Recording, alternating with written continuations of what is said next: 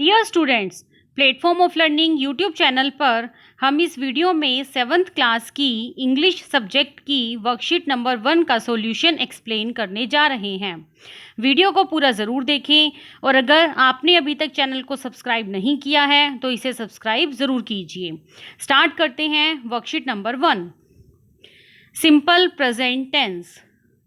Read out the following sentences twice. इन sentences को 2 बार पढ़िए।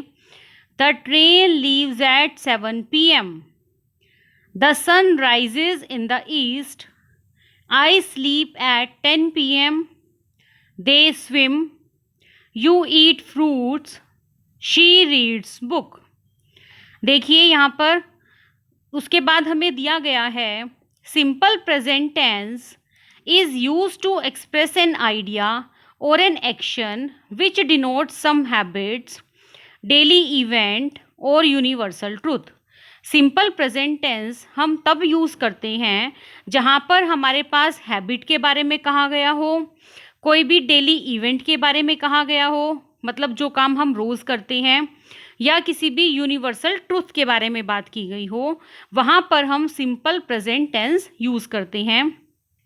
देखिए ऊपर आपके पास 6 सेंटेंसेस है। अब इन्हें हम दोबारा से चेक करते हैं कि यहाँ पर हमने सिंपल प्रेजेंट टेंस क्यों यूज़ किया है। The train leaves eight 7 p.m. Train जो है वो 7 बजे चली जाती है। अब हम लोग स्टेशन से आते जाते हैं, रेलवे स्टेशन पर भी आप लोग गए होंगे, तो हर एक टाइम ट्रेन का जो टाइम है वो फिक्स होता है कि भाई जो पैसेंजर ट्रेन है वो 7 बजे आएगी, जो एक्सप्रेस ट्रेन है वो 10 बजे आएगी, फिक्स होता है। तो यहाँ पर क्या है, डेली इवेंट की बात की गई है। ट्रेन के टाइम का वो डेली का रूटीन है कि जो ट्रेन है वो 7 बजे ही स्टेशन को छोड़कर चली जाएगी।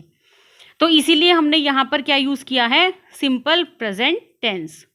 The sun rises in the east. Sun जो है वो ईस्ट में राइज होता है, पूर्व में उदय होता है। तो ये क्या है, यूनिवर्सल ट्रूथ है। इस बात को हम बदल नहीं सकते कि सन पूर्व से निकलता है।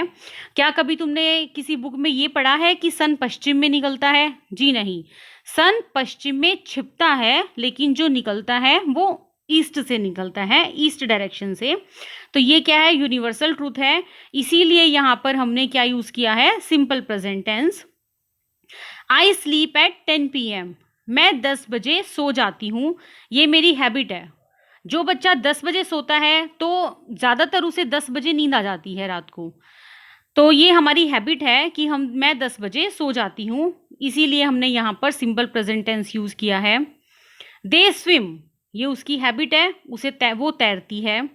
यू ईट फ्रूट्स, हम फ्रूट खाते हैं, ये भी क्या है, हमारी एक हैबिट बनी हुई है कि हम अपने डेली रूटीन में फ्रूट्स मतलब हेल्दी चीज़ें खाना पसंद करते हैं।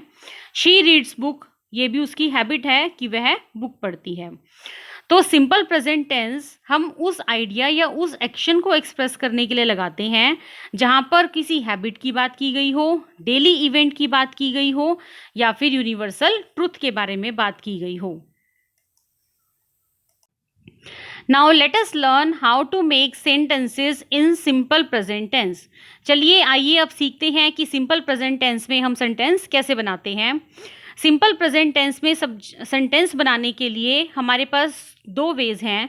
पहला है सब्जेक्ट प्लस वर्ब, और दूसरा है सब्जेक्ट प्लस वर्ब के साथ हम SES या IES ऐड करते हैं। तो सब्जेक्ट के साथ हम वर्ब में SES या IES कब नहीं लगाते, जब हमारे पास गिवन होता है I, you, we या they। हम I, you, they और we के साथ S या ES नहीं लगाते। इनके साथ हम जो वर्ब की फॉर्म हमें गिवन होती है हम सेम फॉर्म यूज़ करते हैं, उसमें बिना कोई चेंज करे। जैसे ईट, फ्लाई, वॉच, स्टडी, ये हमारे पास क्या है, चारों वर्ब की फॉर्म है। आई, यू, वी और दे क्या है, सब्जेक्ट हैं। तो आई, यू, दे, वी के साथ हम वर्ब की सेम फॉर्म यूज़ करते हैं, हम वर्ब के साथ एस या ई एस नहीं लगाते। अगला है सब्जेक्ट प्लस वर्ब के साथ हमें एस, ई एस या आई ई एस यूज़ करना है। इन चारों को छोड़कर कोई भी थर्ड पर्सन सिंगुलर के साथ हम हमेशा एस ई एस या आई ई एस लगाते हैं। जैसे ही क्या है, थर्ड पर्सन। किसी भी तीसरे के लिए हम थर्ड लगाते हैं, किसी भी तीसरे के लिए हम ही लगाते हैं, और ही क्या है, सिंगुलर। तो हम यहाँ पे वर्ब की फॉर्म के साथ एस लगाएंगे। इट फ्लाइज, ये देखिए वाई था, वाई आई ई एस में चेंज हो चुका है। यहाँ फ्लाई की फॉर्म थी एफ एल वाई, और वाई चेंज होने के बाद आई ई एस बन जाएगा। शी के साथ हम क्या लगाएंगे, वॉचेस। रिया भी किसी गर्ल का नाम है, दैट मीन शी के साथ हम क्या लगाते हैं, एस। वर्ब की फॉर्म के साथ एस या ई एस ऐड करते हैं। तो यहाँ पर हमने सिंपल प्रेजेंट टेंस बनाने के दो मेथड को स्टडी किया। पहला था आई यू दे वी के साथ हम एस या ई एस नहीं लगाते। दूसरा था किसी भी थर्ड पर्सन सिंगुलर मतलब ही, शी, इट, इन सब के साथ हम वर्ब की फॉर्म के साथ एस या ई एस को ऐड करते हैं। अब है कि हम देखते हैं वर्ब की फॉर्म के साथ एस या ई एस किस तरह से चेंज होता है। कोई भी रेगुलर वर्ब है उसमें हम एस लगाते हैं। जैसे वॉक का क्या बनेगा, वॉक्स। क्लिम्ब का क्या बनेगा, क्लिम्ब्स। जितनी भी रेगुलर वर्ब्स होती हैं उनमें हम सिंपल एस ऐड करते हैं उसे प्लूरल बनाने के लिए। वॉक का वॉक्स बनेगा और क्लिम्ब का क्लिम्ब्स बनेगा। यदि कोई भी वर्ब हमारी S, X, C H, S H, O या जेड पर ख़त्म हो रही है तो उसके बाद हम ई एस लगाते हैं। देखिए यहाँ पर mix end with X, so we use E S. Wash S H पर ख़त्म है तो हम ई एस लगाएंगे। बज़ जेड पर ख़त्म है तो हम ई एस लगाएंगे। कैच सी एच पर ख़त्म है तो हम ई एस लगाएंगे। गो ओ पर एंड है तो हम ई एस लगाएंगे। मिस एस पर एंड है तो हम ई एस लगाएंगे। तो जो भी वर्ब हमारी S, X, C H, S H, O और जेड पर एंड है उनके साथ हम ई एस लगाते हैं। थर्ड पॉइंट है कोई भी कॉन्सोनेंट के साथ यदि वाई ऐड है तो हम आई ई एस लगाएंगे। जैसे देखिए यहाँ पर स्टडी में वाई तो है ही लास्ट में, वाई से पहले वाला अक्षर आपने देखना है वो क्या है, डी क्या है, एक कॉन्सोनेंट मतलब व्यंजन। तो किसी भी व्यंजन कॉन्सोनेंट के साथ यदि वाई है तो वाई चेंज होकर आई ई एस बन जाता है। ठीक है, नेक्स्ट है फोर्थ पॉइंट, वोवल।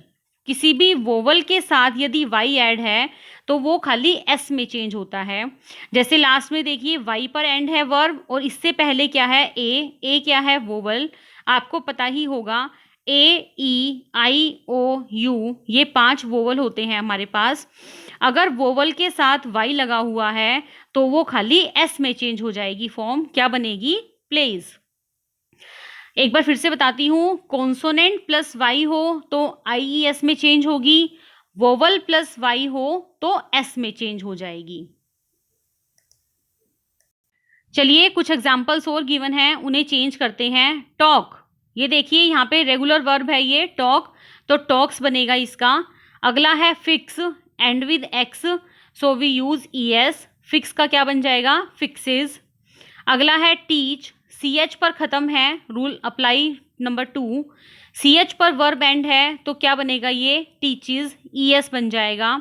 अगला है से, यहाँ पर रूल नंबर 4 अप्लाई हो रहा है। देखिए वाई पर वर्ब ख़त्म है हमारी और उससे पहले क्या दे रखा है, वोवल, तो ये खाली एस लगेगा यहाँ पर, ये क्या बन जाएगी, सेज। तो ये था वर्कशीट का पूरा सॉल्यूशन।